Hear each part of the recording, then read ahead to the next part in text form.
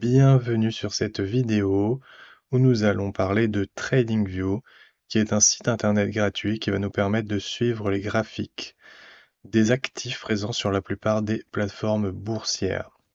Alors pourquoi utiliser TradingView au lieu d'utiliser les graphiques présents sur nos plateformes boursières?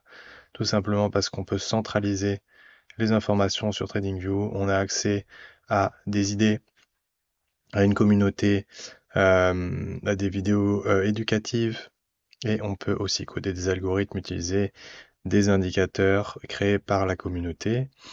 On a aussi la possibilité de trade dessus en utilisant d'autres courtiers. Donc il y a une version payante, plusieurs versions payantes, vous pouvez y accéder, mais TradingView reste gratuit. On aura juste accès à plus d'indicateurs, à plus de time frame, donc de fenêtres temporelles, et à quelques autres petits bénéfices. Voilà. Donc TradingView, on va directement aller voir une charte, un graphique pour voir comment ça se passe et comment l'utiliser. Donc je vais me rendre sur le graphique du SP500. Le SP500 qui est un indice qui regroupe les 500 plus grandes entreprises US. Alors, l'interface se présente comme cela. En dessous, nous avons les abscisses. On va voir le temps au niveau des abscisses et au niveau des ordonnées, nous aurons le prix de l'actif. Donc on voit que le prix évolue en fonction du temps ici. Donc voilà, vous n'êtes peut-être pas forcément familier avec les bougies. Je vais vous afficher le graphique comme cela pour le moment. Alors, quand on veut changer d'actif, il suffit qu'on appuie sur la molette et on peut aller chercher n'importe quel type d'actif, le CAC 40, le dollar, etc. On a juste à cliquer dessus après pour afficher l'actif en question. Donc en haut, encore ici, nous avons une option qui nous permet d'afficher un autre graphique au-dessus de celui qu'on a devant les yeux. Donc par exemple, je vais mettre le dollar ici sur ce graphique et donc je pourrais comparer mes deux assets plus facilement. Donc quand on fait apparaître une charte en juxtaposition, on a des options ici. On voit que là j'ai le dollar, je peux la cacher, la rendre visible. On aura toutes sortes de paramètres en fonction donc des actifs et des indicateurs qu'on aura mis ici.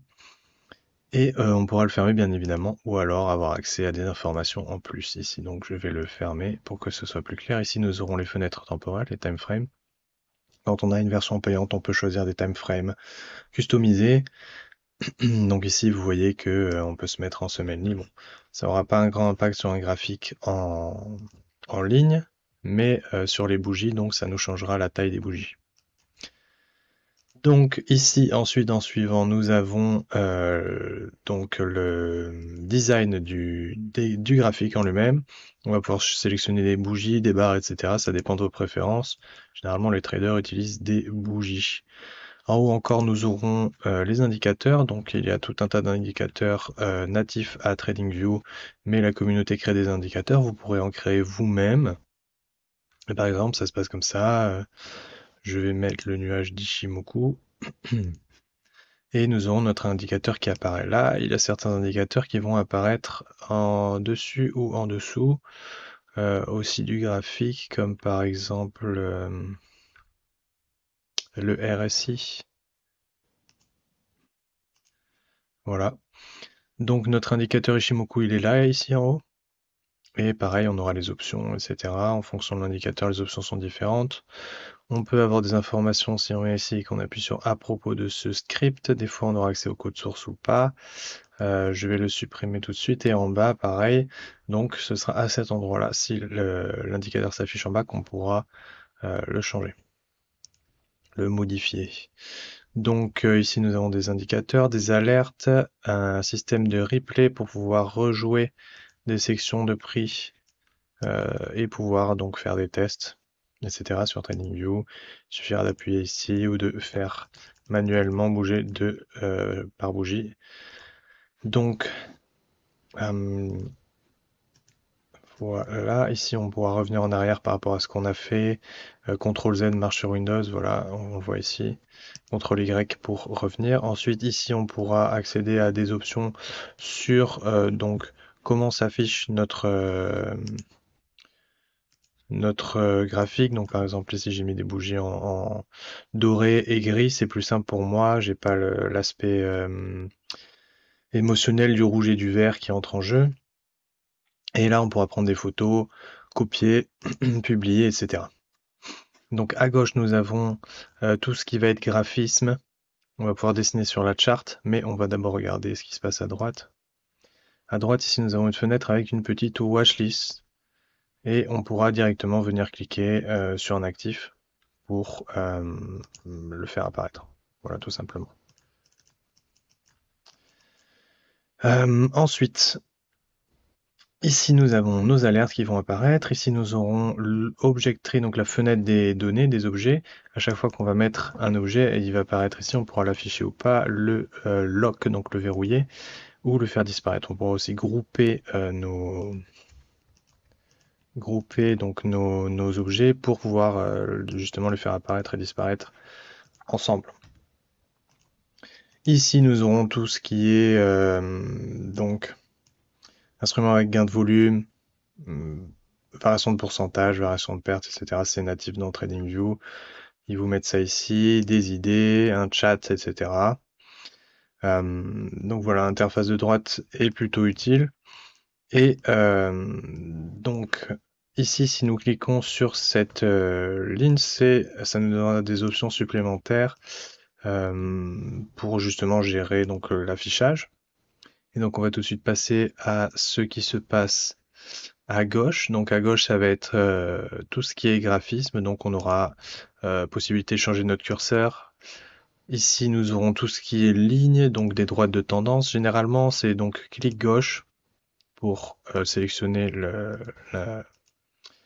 l'outil de dessin, et puis clic gauche une fois, clic gauche deux fois, et notre outil sera en place. On pourra le déplacer une fois qu'il sera mis, et il y a toujours une petite fenêtre qu'on pourra bouger qui va nous permettre de changer donc le style de cet outil. Donc par exemple, je peux changer la couleur ici, changer la taille et la densité du trait, mettre des pointillés ou des points, changer des paramètres de coordonnées, ajouter du texte. Le texte, on pourra le centrer, etc. Donc ça vous permet de faire des commentaires, ajouter des alertes, etc. Le verrouiller et le retirer tout simplement. Donc ici, je vous laisserai après aller regarder. Tout cela fonctionne de la même façon. Il y a des angles, il y a beaucoup de choses à voir. Nous aurons des canaux parallèles. Ça reste toujours le même concept. On les place qu'avec le clic droit. Le clic gauche, pardon, autant pour moi. Après, on a des retracements, toutes des outils de Fibonacci. Donc pareil, encore une fois, clic droit, on pourra les customiser, aller choisir les ratios que l'on désire. Il y a vraiment beaucoup d'options, beaucoup de possibilités. Là, nous avons les outils de GAN qui vont être à peu près pareils, mais qui sont un peu spécifiques. Donc, je vous laisserai regarder sur Internet. Nous ferons une vidéo aussi dédiée sur la chaîne. Vous pourrez vous y référer. Là, on va avoir tout ce qui va être pour décrire les harmoniques. Donc, par exemple, donc ce n'est pas un harmonique, hein, mais vous pourrez regarder les ratios des différents harmoniques en utilisant Fibonacci en confluence. Donc, voilà, c'est juste un exemple qui ne marche pas. Et là, nous aurons des outils pour décrire les vagues. Donc, on voit que, par exemple, je peux décrire ma vague de cette façon. Toujours clic gauche. On aura des outils cycliques. On pourra illustrer des prises de position. Par exemple, si vous voulez montrer que vous avez pris un long à cet endroit-là, vous pourrez montrer votre cible et votre stop loss. Tout ça, c'est très bien, très utile. Voilà, il y a tout un tas d'informations, des outils pour mesurer donc en pourcentage les mouvements ou en points des mouvements d'un actif. On pourra mesurer le temps aussi grâce à certains outils. Donc il y a quoi faire, on a des pinceaux, des flèches, etc. On peut mettre du texte et on peut aussi mettre des icônes. On pourra mesurer directement aussi avec cet outil-là, mais qui va disparaître instantanément. Faire un petit zoom sur des zones spécifiques, par exemple avec cet outil-là. Et nous avons cet outil ici qui va être intéressant, le mode aimant, qui va faire que dès que je vais sélectionner un outil spécifique, ma souris, vous voyez, elle va glisser dès que je me rapproche sur les points spécifiques des bougies ici. Donc ça me permet de ne pas faire d'erreur et d'être extrêmement précis. Voilà, on voit que la souris se rapproche automatiquement toute seule. On peut mettre un aimant très puissant, donc la souris sera toujours sur le prix. Et un aimant faible comme celui que j'ai illustré juste avant. Donc là nous avons en haut le nom de la charte du graphique qu'on a choisi. Donc ici ça va être Goldman Sachs. Je crois que ici ce serait pour vendre et acheter au marché. Alors ça doit être quand on utilise des brokers pour passer des ordres spécifiques. Et en haut ici, nous pouvons afficher plusieurs choses, notamment l'ouverture, le haut, le bas et la clôture de la bougie sur laquelle on se trouve. Par exemple, je suis sur la dernière bougie ici. Et vous voyez que en haut, nous aurons donc le prix de l'ouverture, le prix du haut, la bougie, le prix du bas, la clôture, etc. et le pourcentage de gain. Voilà, ça va permettre de faire des calculs assez rapidement. Et en dessous, il y a donc des screeners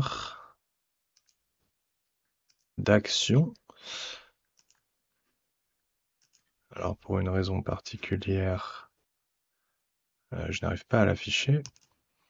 Ah voilà, il suffisait de de cliquer sur ceci et le lever.